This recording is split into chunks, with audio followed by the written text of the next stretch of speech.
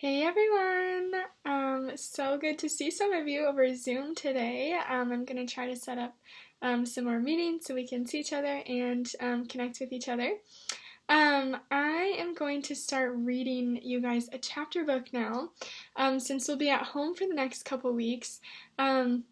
Thought it would be fun to do a couple chapters from a book each day. And this is one of my favorite books, and I think you guys will like it too. It's called Chocolate Fever, okay? And it's by Robert Kimmel Smith. And yeah, this is just a fun, goofy book. From the cover, maybe you guys can try to think of some things, just looking at this picture of what might happen in this story, okay? So like we always do too when we read chapter books, I'm going to read the back to you guys, and maybe it'll give you a little summary or some sort of idea as to what might happen to this story. So as I read, you guys can be predicting what might happen next, okay? So Henry Green might be our main character, give you a little hint there, is a boy who loves chocolate. He likes it bitter, sweet, dark, light, and daily. For breakfast, lunch, dinner, and snacks. In cakes, candy bars, milk, and every other form you can possibly imagine. Henry probably loves chocolate more than any boy in the history of the world. Maybe you guys are like Henry, and that you like chocolate. Miss Dirkse does. One day, it starts off like any other day. Henry finds that strange things are happening to him. First, he makes medical history with the only case of chocolate fever. It's the name of our book. Then he finds himself caught up in a wild and hilarious chase, climaxed by very unusual hijacking. Okay, so we know Henry Green, he likes chocolate, and some wild things are going to happen to him. So let's read Chocolate Fever. Chapter 1 is Meet Henry Green. There are some people who say that Henry Green wasn't really born, but he was hatched, fully grown from a chocolate bean. Can you believe that? Anyway, this particular Henry Green we are speaking of was really born, not hatched, and had a wonderful mom and dad in the bargain.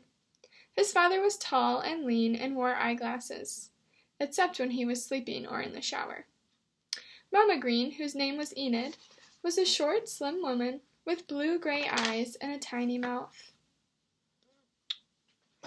that always seemed to be on the verge of a smile. They all lived in an apartment in the middle of the city. Along with Henry's older brother and sister, Mark Green was 10 and tall and very good to Henry. Except when they would argue, which was often, and then he would hit Henry on the head with anything that was handy, which sometimes was hard. But mostly Mark was fun to be with, and only got angry when Henry called him Marco Polo. Mark didn't like that, and who could blame him? Henry's sister was very old, almost 14. She didn't ever argue with Henry or Mark. In fact, she hardly talked to them at all, because she was so old and wise and almost grown up. Her name was Elizabeth. The other morning, which was a school day at the end of the week called Friday, Henry, Mark, and Elizabeth were at the table in the dining room having breakfast. Mark was eating fried eggs. Elizabeth was quietly chewing on her usual breakfast of buttery toast and milk. And Henry was midway through his usual breakfast, too.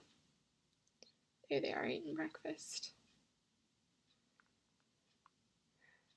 Henry's breakfast was chocolate cake, a bowl of Cocoa Crispy cereal, and milk, with chocolate syrup in the milk to make it more chocolatey, washed down by a big glass of chocolate milk and 5 or 6 chocolate cookies. Sometimes, when it was left over from the night before, Henry would have chocolate pudding. And on Sunday mornings, he usually had chocolate ice cream. Would you guys like to eat that for breakfast?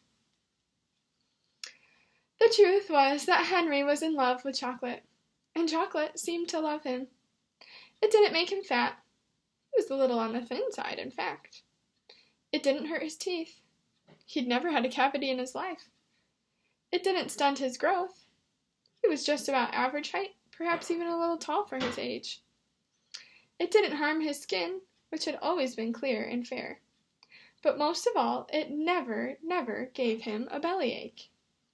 And so his parents, perhaps not as wise as they were kind, let Henry have as much chocolate as he liked. Can you imagine a boy having a chocolate bar sandwich as an after-school snack? Well, Henry did, just about every day. And when he ate mashed potatoes, just a few drops of chocolate syrup swished through seemed to make them taste a lot better.